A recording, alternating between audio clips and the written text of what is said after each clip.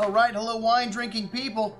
Time for more of what I've had to drink yesterday and an outstanding first event with Scarpetta restaurant, which I wouldn't expect anything less. You know, this Fountainebleau property is the hottest property in Miami, well, in South Florida, well, maybe in all of Florida for that matter.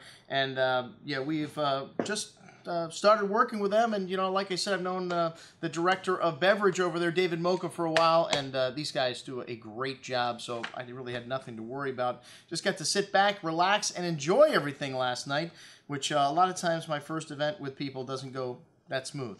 So thank you very much to staff over there, and I'm looking forward to working with you guys in the future. And hey, when you know, Chateau Margaux is on the table, you got to eat, you got to drink, but not many people eat and drink at this level. And let me tell you, Chateau Margaux, well, Bordeaux, the great wines of Bordeaux, some of my favorite wines. And one of the things I love about them is they speak volumes about the place where they come from. You know, there's some people that accuse some of these large producers of maybe not being so, you know, honest about what's in the bottle, the vintages, the varietals, and they don't put varietals on the wine. But, you know, some of these great properties have decided to make less of their first wine in order to make it better. So they came up with a second wine.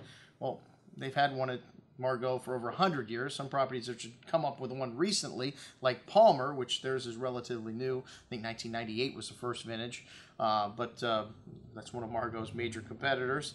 But Chateau Margaux has had one for a long time, and they've just come up with a third wine, which is something some of the other first growers have done.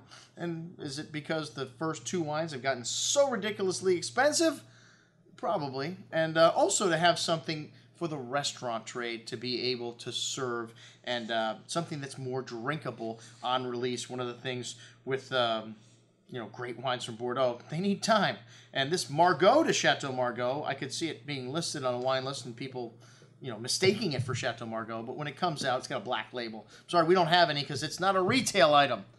And one of the things our friend from Chateau Margaux told us, to much dismay, that we couldn't have any of the Margaux de Chateau Margaux. It would be around $100 probably retail, or 75 to 100 if it were available. You may be able to find some if anybody's interested, but no, just kidding. Restaurant only for this time. If you see it though, it is a very good wine and very forward and delicious. And Margaux can be one of the more elegant and charming wines of Bordeaux from the left bank. Well, we started out this evening with a little Pavillon Blanc. And this is a wine they've been making, well, for over 100 years also. Since the 19th century, they sold it as white Sauvignon Blanc, and then they changed the name to Pavillon Blanc de Chateau Margaux in the 1920s. And this is an incredible wine, and it's a tiny production. You know, they only make 1,000 cases of this wine for the world, and it's mostly Sauvignon Blanc, maybe a little Semillon in the blend. And I remember the 2006, one of the first vintages that I had, and it's 16% alcohol. Actually, not one of the first vintages I had one of the last vintages I had, and that was at an event at the Great Wine Seminar. And this one, much lighter in alcohol, 13.5, but not much lighter in flavor. Still has a lovely exotic bouquet of tropical fruits, melon, and a little bit of that grassiness you get from Sauvignon Blanc, but this is more on the melon and fruit side, much what you get from Bordeaux, great white Bordeaux's, and a lot of minerality, a gravelly mineral note shown in this wine, a light smoky note too, and really excellent juice, and went beautifully with this diver scallop crudo with the fennel, orange, and the pine nuts. The only problem with the crudos, there wasn't enough of it. It was really tiny. I could have had like 6 of those. Well, there was plenty of food on the table this evening, let me tell you, and everything was outstanding. This next dish, the braised short rib with vegetable and faro risotto, just out of this world. And a lovely pairing with this Margaux de Chateau Margaux, which is mostly Merlot. And this wine, very forward and appealing. The 09 vintage is just so forward and so drinkable. I mean, this wine just showing a lot of juicy berry fruit, plum fruit, and has good structure though and good balance. This is a wine that you could probably age for a few years, but these 09s are just so delicious to drink right now. Man, for $150 or $200 or whatever on a wine list, you know, you're not going to get much from Margaux under that price. This is a really nice little wine and drinking brilliantly just right out of the bottle. All right, the veal cheek and Italian sausage sugo. Wow.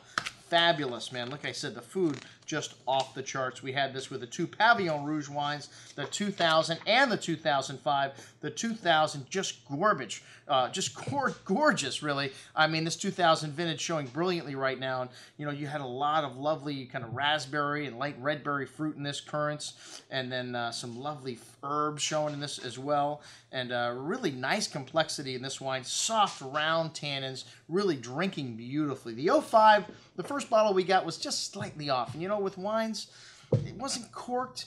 You know, it just wasn't right, you know, and I smelled the gentleman next to me's wine, and it smelled a little bit different, but we did get a second bottle, and, you know, the second bottle just gorgeous, and this wine's still very tightly wound, though. This 2005 vintage is a vintage that even the second wines are going to need a little bit of time, but after it opened up, really started to show some nice fruit and a lot of promise for the future. I would hold on to my Pavillon Rouge 2005, or open it up in the morning. These guys open the wines up at 6 o'clock, which...